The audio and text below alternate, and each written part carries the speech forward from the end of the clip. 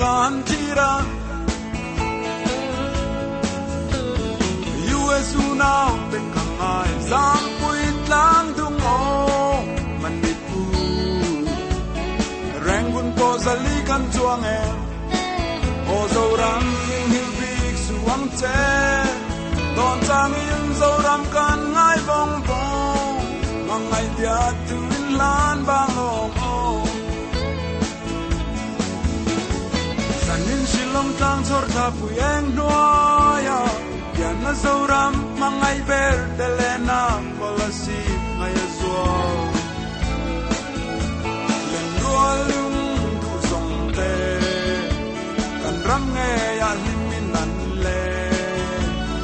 len be uno kam ha le mi ramazon lung le na e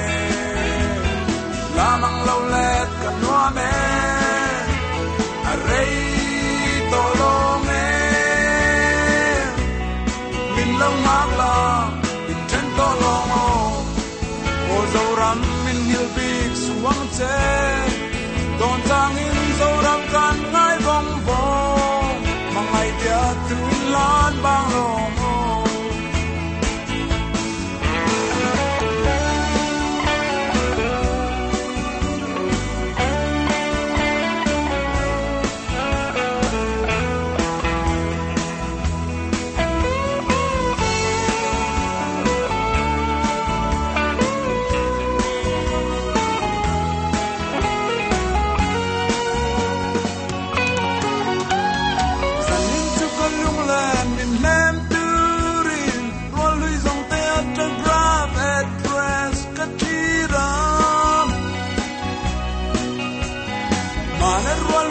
ta te kunai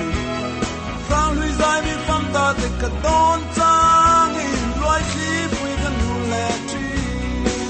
o zo ram min hiu dik suang che